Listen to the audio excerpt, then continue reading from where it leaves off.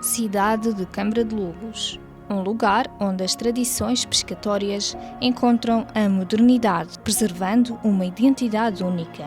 A baía, pintada pelos seus barcos coloridos, os Chavelhas, é o coração da comunidade. A dinâmica da cidade de Câmara de Lobos foi sempre muito marcada por aquela presença, não só dos pescadores, mas também a presença das embarcações, porque cria ali um fator único e distintivo no contexto da região e até no contexto global. A presença daquelas atividades, a presença daquela tipologia de embarcações, naturalmente que o turista está ávido por encontrar ainda aquilo que são os elementos de referência que são autênticos. E a presença das artes tradicionais de pesca é essencial para não só preservar a identidade do espaço e a memória, mas também como um fator de atratividade, porque sabemos que o turista, quando procura um destino, procura cenários e contextos o mais autênticos possíveis daquilo que são as vivências das pessoas. E acho que isso é essencial para a cidade de Câmara de Lobos, por forma a não se tornar um espaço encenado. Câmara de Lobos tem-se modernizado com a requalificação urbana e a implementação de unidades hoteleiras na Baixa da cidade. Estes novos espaços, cuidadosamente integrados na paisagem e na cultura local, oferecem aos visitantes uma experiência de estadia que combina conforto com proximidade à essência da vila e ao seu povo. Desde logo, o processo que já leva algumas décadas de regeneração urbana, de melhoramento do espaço público, por forma a torná-lo mais cuidado, mais atrativo e tendo também as preocupações de mobilidade pedonal, proporcionando aqui melhor comodidade para que as pessoas possam circular. Outra vertente também acho que foi um ponto de viragem, foi a captação de algumas unidades hoteleiras para o centro da cidade.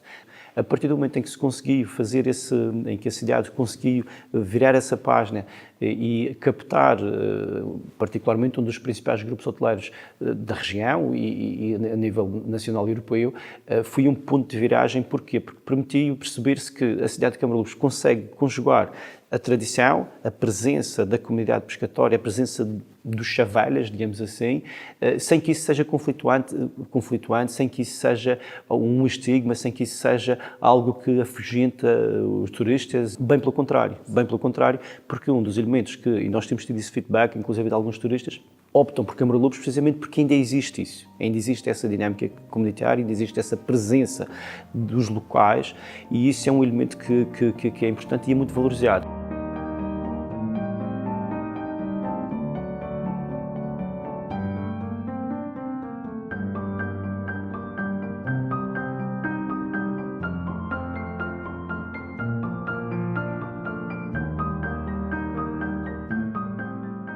A linguagem dos Chavelhas é uma expressão viva da sua cultura, com termos e expressões que carregam o sal e a história do mar.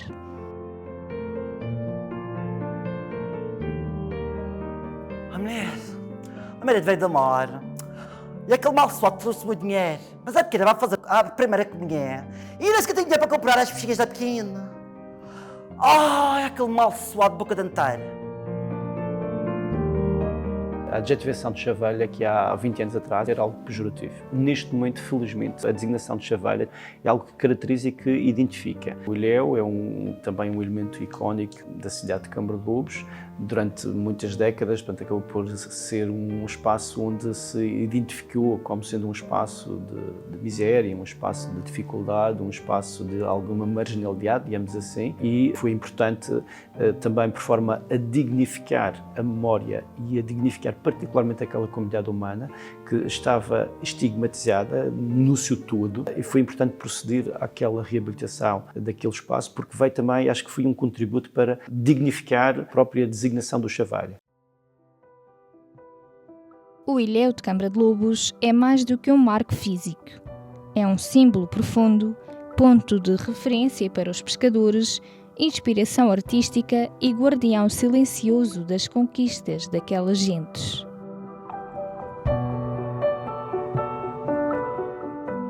A identidade turística de Câmara de Lobos ganha ainda mais prestígio ao recordar a presença de Winston Churchill.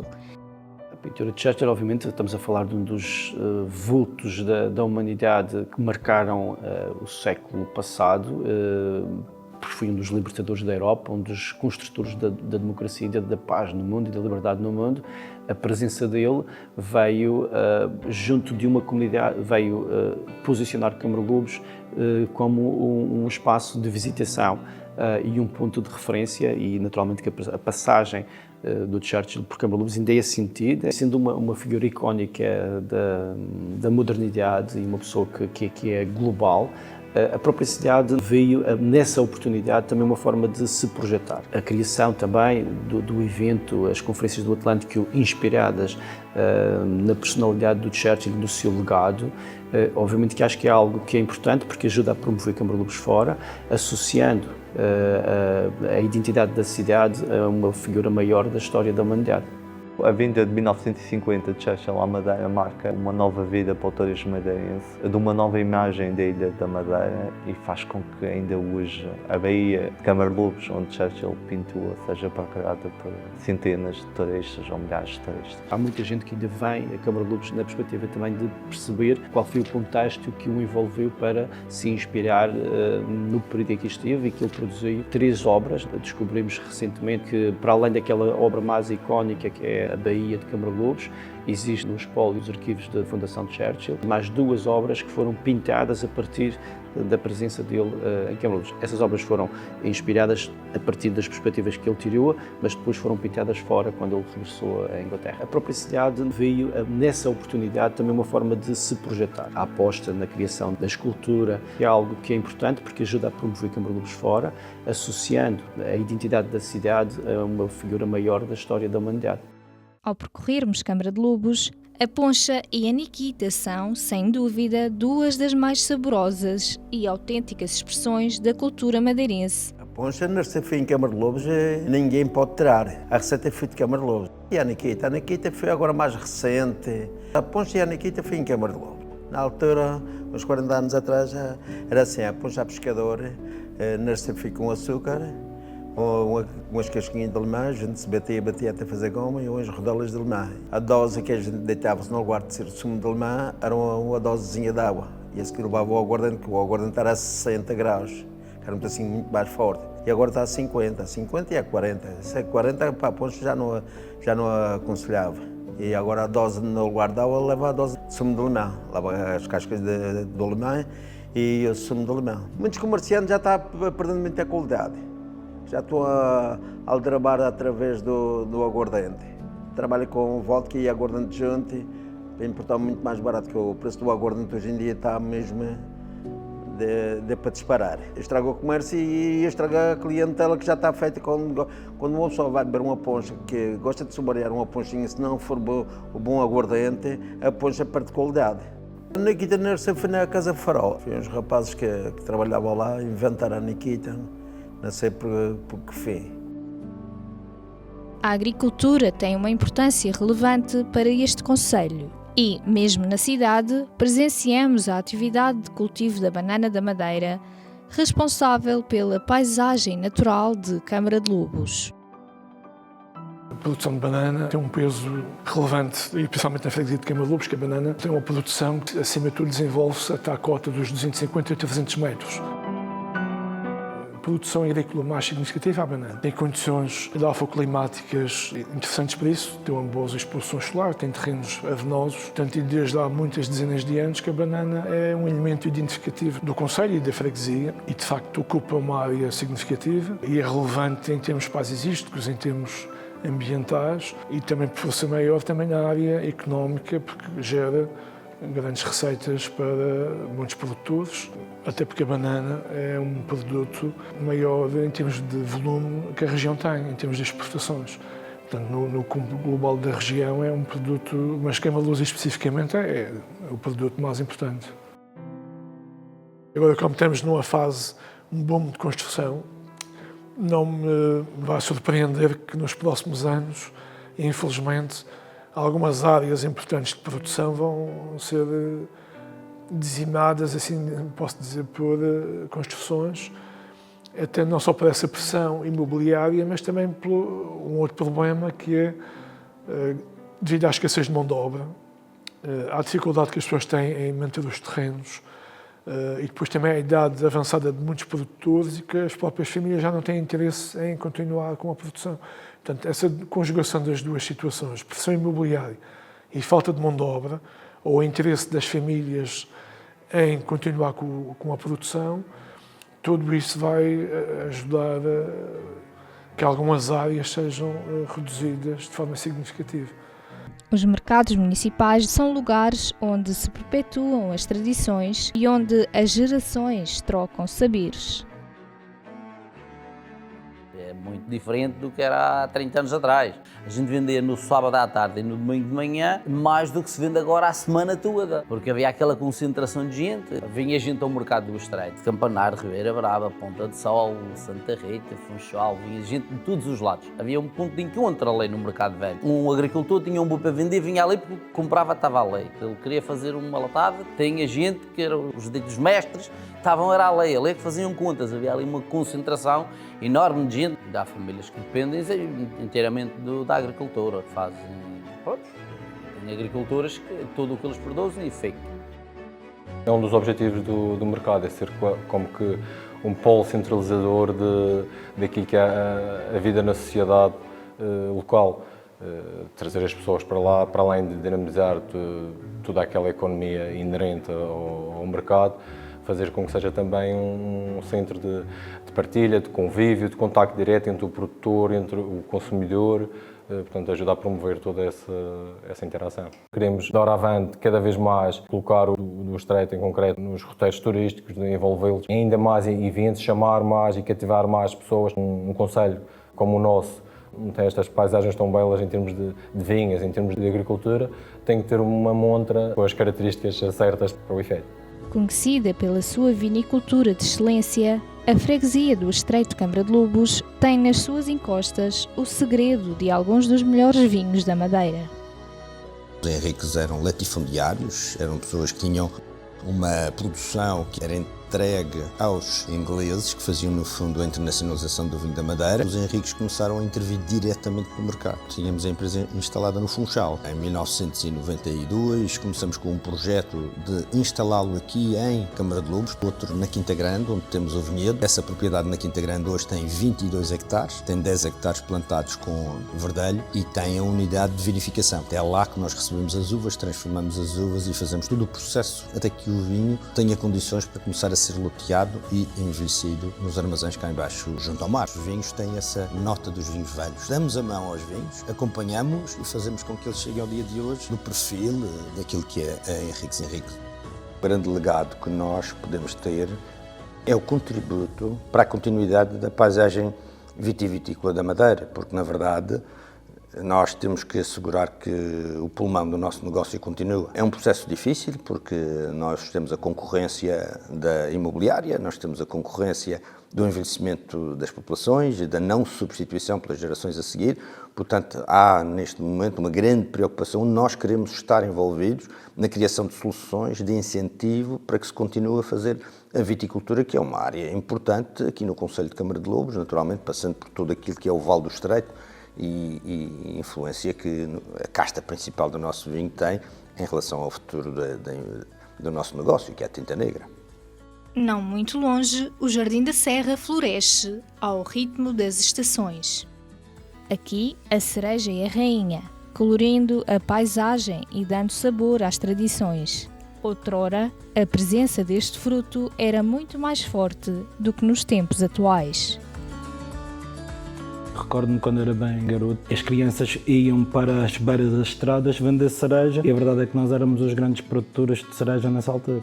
Os testemunhos dos agricultores, grande parte deles esperavam pelas grandes colheitas de cereja para terem ali o ano quase garantido a nível de rendimentos. O Jardim da Serra, sendo das freguesias onde tem 90% da produção de cereja regional, havia um grande rendimento ali para os nossos agricultores e o que aconteceu foi uma perca de produção enorme e neste momento já sabemos a problemática que existe na cereja. A festa da cereja não é apenas o fruto, mas também é uma homenagem àqueles agricultores que faziam da sua vida a cereja e até em casos como o Sr. Sabino Costa que pegavam num cesto de cerejas e ia do Jardim da Serra à Ribeira Brava vender na Ribeira Brava. Acho que também temos que olhar para a festa nessa homenagem ao agricultor e também não só olhar para o evento como um evento de produção de cereja, mas englobar o Jardim da Serra num todo que a freguesia tem muito mais para dar sem ser só a cereja.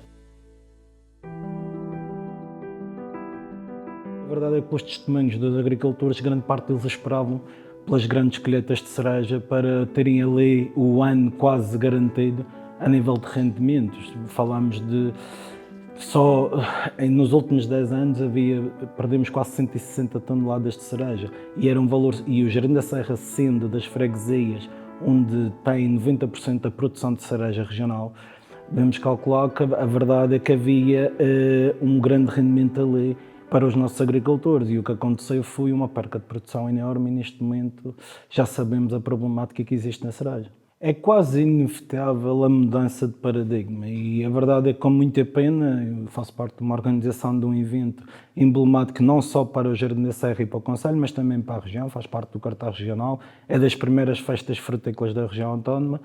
Assim, é uma realidade que temos que encará-la, mas nunca esquecer a vertente da cereja e o que é que fez a festa ser o que é, mas sim começar a trabalhar numa vertente de demonstração de toda a nossa cultura e do que foi os nossos antepassados a nível da produção, mas também inserir outros tipos de produção que acho que é determinante evoluirmos para os eventos dessa forma. Ainda neste jardim plantado na serra, podemos conhecer a Quinta Leonor, uma das construções mais importantes da freguesia. A Quinta Leonor está situada naquilo que é hoje o sítio do Luzirão, na freguesia do Jardim da Serra. Chamava-se Quinta de Baixo e o sítio tinha também outro nome, chamava-se Achada de Foles. Era uma área agrícola, terras de semeadura, onde semeavam trigo, cevada, centeio. Tinha também árvores de fruto, castanheiros. A casa tinha umas características que destacavam aquilo que era típico naquela zona. Era coberta de telha, tinha 3 pisos, era sobrada, tinha telhado duplo, um alpendre e umas arcadas. Pretende-se ali promover a agricultura biológica, a agroecologia. A primeira coisa que fizemos foi instalar um campo de cerejeiras, de macieiras, de pereiro. Funcionámos como um pequeno banco de sementes. Estamos ligados ao Banco de Sementes da Universidade da Madeira. Todos os anos entregamos sementes novas. Para quem quiser, nós fornecemos as sementes, a troco de nos devolverem a mesma quantidade. Quanto aos outros produtos, é entregue a várias escolas e centros de dia. Temos essa função. Estamos a trabalhar para que a Quinta, estou aqui a colocar no plural, com a Câmara Municipal de Câmara de Lobos. Aliás, será a Câmara Municipal de Câmara de Lobos a promotora de um projeto chamado Quinta Ciência Viva. E ele integrará a Quinta Leonor, inclusive a própria escola, que está semi-desativada, e também outras quintas ali à volta, provavelmente, não posso adiantar aí, mas pelo menos a Quinta Leonor será uma quinta Ciência Viva. No coração da Madeira está o Curral das Freiras, com as suas imponentes montanhas que se erguem como muralhas naturais. Não cortes o castanheiro, não lhe ponhas o machado, à sombra do castanheiro tenho o meu amor deitado. A castanha, além de ser um produto que sempre contribuiu e muito para o sustento das famílias, que não tinham uma agricultura desenvolvida, era uma agricultura de subsistência. Castanha do Curral era um sinónimo de qualidade. O impacto na nossa cultura é óbvio que se toda uma população tinha o empenho de mudar os castanheiros, de ter os pomares limpos, de ter as árvores limpas, tudo isso envolvia atividades desde praticamente todo o ano. A festa da castanha surge numa altura em que era o expoente da produção da castanha. Nessa altura eram toneladas de castanhas ali produzidas. Desde o seu início teve um grande impacto. A cultura do Curral e a gastronomia e a castanha são indissociáveis porque são características nossas. Se há um certame tão pujante em que a rainha é a castanha, é óbvio que ela vai influenciar na música tradicional, no traje, na gastronomia, na moda até de estar e ser dos curraleiros.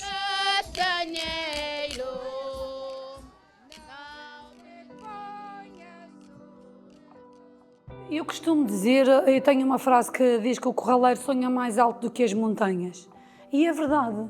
Se tínhamos montanhas que eram quase intransponíveis a olhos assim do ser normal, o corraleiro tinha que se reinventar também por uma questão de necessidade. E daí vimos o quanto a gastronomia está muito ligada à castanha. Era também uma questão de sobrevivência. Se o castanheiro se dava bem ali, se tínhamos tanta variedade de castanha, é óbvio que tínhamos de tirar proveito económico dessa cultura. A Quinta Grande é famosa pelas suas leguminosas, com destaque para o xíxaro. Esta freguesia é uma verdadeira horta da Madeira, onde as tradições agrícolas continuam a ser passadas de geração em geração. O xíxaro é um produto, uma leguminosa tradicional da Quinta Grande. Sempre se cultivou há mais anos atrás, desde criança que me lembro, a minha mãe lembra-se dos meus avós terem e a maioria da freguesia ter. Era cultivado nos mesmos terrenos que o trigo. Temos vindo a incentivar essa produção. Nós fazemos em fevereiro, março, uma distribuição de sementes aos produtores que queiram cultivar e garantimos sempre a aquisição da produção de xíxaro. Nós temos uma parceria com o Ritz Palace, que é um restaurante que ganhou recentemente uma estrela Michelin. E um dos pratos que faz parte da emenda que ganhou essa estrela Michelin é um prato de xíxaro que a Casa do Povo, em virtude desta parceria, disponibiliza ao restaurante. O xíxaro é um produto com uma grande margem de lucro, digamos assim, e acho que tem que ver por essa perspectiva, ver neste produto uma alternativa de futuro com uma maior margem para os produtores e que tenha certeza que será vendido, porque a Casa do Povo, pelo menos a Casa do Povo, por enquanto, garante essa venda. Houve ali um decréscimo de produção, fruto do abandono generalizado que infelizmente existe da agricultura. Houve um decréscimo e realmente o xíxaro esteve quase ali em virtude, em quase numa situação de extinção.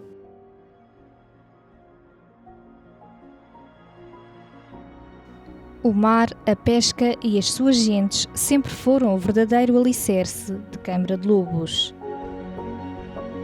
Comecei aos 13. Foi através de meu pai, que meu pai já tinha uma pequena embarcação e na altura estudava-se o mínimo, na altura era a 4ª classe, e a seguir era ajudar os pais.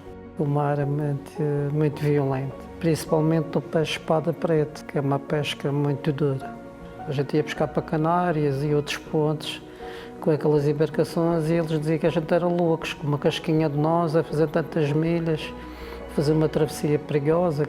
Tenho muitas saudades tenho alguns amigos, mas a camaradagem num ambiente fechado temos coisas muito más.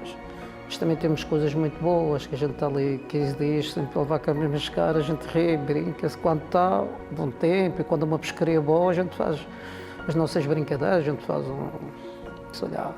um assado, uma espetinha. Quando a pesca é fraca, o ambiente vem mais pesado, para casa, ganha pouco, levamos um extrafego, é a vida do pescador. Já tenho mais de 30 anos que não se desenvolveu as embarcações. Essa embarcação, quando foi feita, era para andar às 50 milhas. A gente anda às 250 e às 300 e às vezes às 500, quando vamos para os Açores. E depois, a nível de conforto para um jovem, não se justifica, porque apesar de ser muitos dias de trabalho, é muito duro e tem outra situação. Hoje em dia, se tivesse boas embarcações, o pescado valorizava mais, menos esforço de trabalho. Os jovens, se calhar, ia ver um dinheirinho, isso dava mais incentivo. Em Câmara de Lobos, a religião tem uma presença constante, com as suas igrejas históricas e celebrações religiosas que reúnem a comunidade em momentos de fé e devoção. A população de Câmara de Lobos é uma população maioritariamente de fé por diversas razões. Primeiro, pela sua ligação ao mar e por tudo o que o mar envolve, as tormentas e também as alegrias, aquilo que o mar dá. Temos a Imaculada Conceição, que é feita na capela que está muito focada com os pescadores e com toda a vida dos pescadores. Temos depois as missas do parto. Uma coisa é ouvir falar, outra coisa é ouvir a banda e ouvir a banda em cada casa. E depois também por toda a dinâmica que é criada à volta do Natal. Está muito centrada, por exemplo, também na visita aos presépios e de uma forma muito particular as pessoas esperam com alegria pelo presépio da igreja. Depois nós temos o São Sebastião, Depois temos o São Pedro, mais já no fim de junho, e depois temos o Santíssimo Sacramento. São esses os grandes momentos. As 5 freguesias deste concelho não é só uma questão administrativa, é uma questão de coração. Cada freguesia traz consigo um legado de trabalho, de amor à terra e ao mar, e de comunhão com a história.